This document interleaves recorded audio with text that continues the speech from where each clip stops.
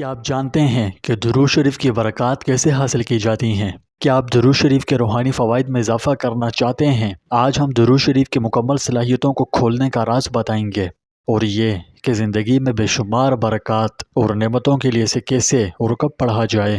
آپ سے التماس ہے کہ ویڈیو آخر تک پوری دیکھیں۔ پیارے دوستوں، ہمارے چینل پر دوبارہ خوش آمدید، جہاں ہم اسلام کی خوبصورت تعلیمات کو عام کرتے ہیں۔ آج ایک بہت ہی خاص موضوع پر بات کرنے لگے ہیں۔ درود شریف پڑھنے اور اس کی برکتوں میں اضافے کے لیے بہترین وقت کیا ہے؟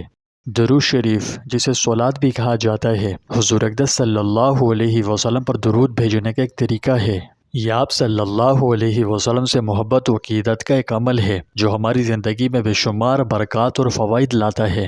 لیکن کیا آپ جانتے ہیں کہ کچھ مخصوص اوقات ایسے ہوتے ہیں جن میں درود شریف پڑھنے سے برکتوں میں اضافہ ہوتا ہے؟ اس سے پہلے کہ ہم درود شریف پڑھنے کے بہترین اوقات پر بات کریں، یہ سمجھنا ضروری ہے کہ یہ اتنی اہمیت کا حامل کیوں ہے۔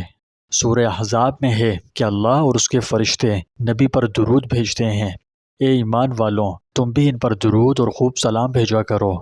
اس آیت مبارکہ میں اللہ سبحانہ و تعالی نے اہل ایمان کو حضرت صلی اللہ علیہ وسلم پر صلاۃ والسلام بھیجنے کا حکم عام ارشاد فرمایا ہے، اور اس کے بہت سے فضائل بھی بیان فرمائے۔ پیارے دوستوں، اگر آپ روزانہ درود شریف پڑھنا شروع کر دیں تو آپ کی زندگی پر بے شمار طریقوں سے مثبت اثرات ڈالتا ہے۔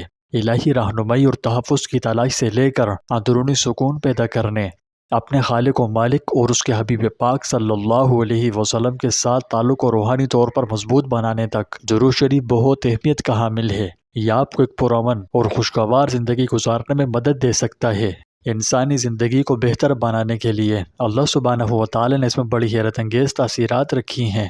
اسلام میں درود شریف کی بہت اہمیت اور بڑی فضیلت ہے۔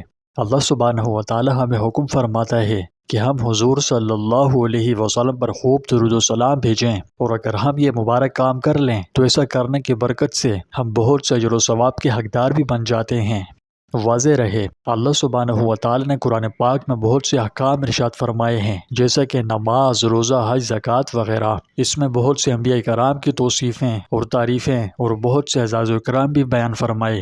جب حضرت آدم علیہ السلام کو پیدا فرمایا تو فرشتوں کو حکم دیا کہ ان کو سجدہ کیا جائے، لیکن کسی کام یا اعزاز و اکرام میں یہ نہیں فرمایا کہ یہ کام خدا بھی کرتا ہے تو تم بھی کرو، بلکہ یہ اعزاز و اکرام صرف سید الکونین فخر دو عالم صلی اللہ علیہ وسلم ہی کے لیے مخصوص ہے۔ اللہ سبحانہ و تعالی نے صلوات کی نسبت اولاً اپنی طرف اور پھر اپنے پاک فرشتوں کی طرف کرنے کے بعد تمام مسلمانوں کو حکم فرمایا کہ اللہ اور اس کے فرشتے صلوات بھیجتے ہیں۔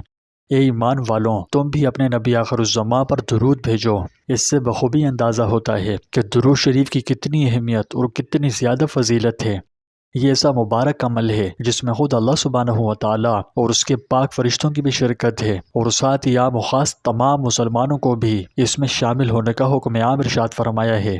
اگر سمجھا جائے تو یہ ہماری بہت بڑی خوش نصیبی ہے کہ ہمیں ایسے مبارک عمل میں شرکت کرنے کا موقع مرحمت فرمایا جس میں اللہ اور اس کے فرشتے بھی شریک ہیں۔ سبحان اللہ۔ تو پیارے دوستوں، حضور اقدس صلی اللہ علیہ وسلم پر درود و سلام بھیجنا محبوب ترین عمل اور لذیذ ترین عبادات میں سے ایک ہے، اور ازیاد محبت نبوی صلی اللہ علیہ وسلم کا ذریعہ ہے، اللہ سبحانہ و تعالی کے رضا و قرب کا موجب ہے۔ کثرت درود شریف کی برکت سے خطاؤں کا کفارہ اور گناہوں کی بخشش ہوتی ہے، دنیا و آخرت کے امور کی کفایت ہوتی ہے، مال میں برکت اور حاجات پوری ہوتی ہیں، فقر و تنگدستی دور ہوتی ہے۔ درود شریف پڑھنے والے کو حضرت صلی اللہ علیہ وسلم کا سب سے زیادہ قرب حاصل ہوتا ہے، خواب میں آپ صلی اللہ علیہ وسلم کی زیارت شریفہ نصیب ہوتی ہے، وغیرہ وغیرہ۔ رسول اللہ صلی اللہ علیہ وسلم نے فرمایا، جس نے مجھ پر ایک مرتبہ درود بھیجا، اللہ تعالیٰ اس پر 10 رحمتیں نازل فرمائے گا۔ درود السلام کا یہ سادہ عمل ہمیں اللہ اور اس کے رسول کا روحانی قرب بخشتا ہے، اور بے پناہ روحانی فوائد و برکات حاصل کرنے میں ہماری مدد کرتا ہے۔